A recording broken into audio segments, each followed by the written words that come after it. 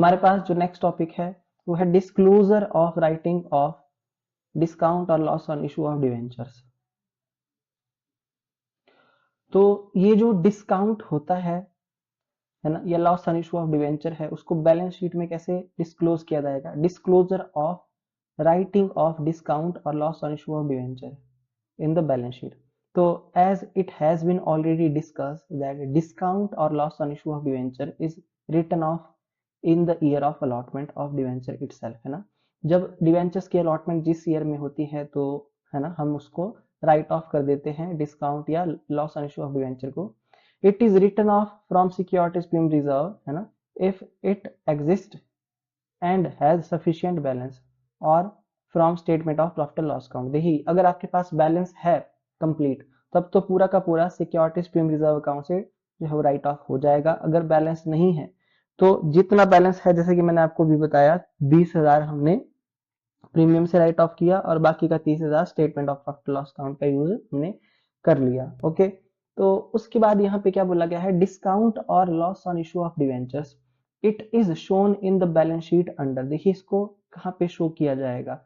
So student, आपको इस type का क्वेश्चन भी आता है कि जो डिस्काउंट होता है या loss on issue of debenture है उसको बैलेंस शीट में कैसे दिखाएंगे? तो उसको हम बैलेंस शीट में कैसे दिखाएंगे? देखिए, so it is shown in the balance sheet under notes to accounts for reserve and surplus, है ना, by way of deduction from the balance in securities premium reserve account। ठीक है, जो हमारा सिक्योरिटीज प्रीमियम रिजर्व अकाउंट होगा, है ना, उसमें से हम माइनस करेंगे किसको? इस डिस्काउंट को एज ए डिडक्शन इसको दिखाएंगे, है ना। If it is return of, अगर वो रिटर्न ऑफ होता है प्रीमियम से तो, है ना। And is shown under sub head reserve and surplus as a negative item. देखिए सपोज करो कि मैंने नोट्स टू अकाउंट्स बना रहा हूं, है ना, और मैंने यहाँ पे जो है वो लिख दिया है रिजर्व एंड सरप्लस, सपोज करिए, है ना। ओके, तो यहाँ पे मैंने लिखा सिक्योरिटीज प्रीमियम रिजर्व, जैसे कि मेरे पास है 50,000 का, और मैंने यहाँ पे लिख दिया less loss on issue of debenture, कितना? 20,000। तो मेरे पास 20,000 की लॉस मैंने राइट ऑफ कर दी, ठीक है। उसके बाद मेरे पास जो बैलेंस बचा 30,000, वो मैंने यहाँ पे आगे लिख दिया। ओके, एक तो ये तरीका है। सो सपोज करिए कि अब दूसरे केस में आपके पास यहाँ पे प्रीमियम नहीं है 50,000 का, ठीक है, तो यहाँ पे मैं आगे डैश लिख दूंगा। क्यों? क्योंकि मेरे पास प्रीमियम नहीं है ना।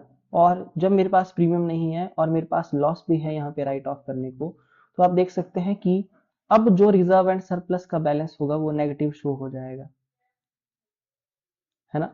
बाकी इसमें यहाँ पे दूसरे पॉइंट में आपके साथ ऐसा बोला गया है कि अगर हमारे पास प्रीमियम नहीं होगा स्टूडेंट, तो हम रिजर्व एंड सरप्लस हेड में negative item show, as a negative item इसको शो कर सकते हैं, है ना।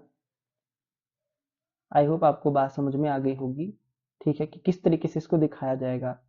ओके, सो मैं आपको इसका क्वेश्चन भी करके खुद दिखाऊंगा, है ना, उसके बाद ही हम जो है आगे बढ़ेंगे, ठीक है। तो आज के लिए देखिए इतना ही, आज का मतलब ये टॉपिक भी हो जाता है क्लोज। और मैं आपको बता देता हूँ इस चैप्टर की जो थ्योरी है वो पूरी कंप्लीट हो चुकी है ना। ये इस चैप्टर का लास्ट टॉपिक था। आई होप आपको मतलब अच्छा लगा हो लेक्चर। सो कहीं कोई प्रॉब्लम होगी तो आप कॉल कर सकते हैं। Thank you so much.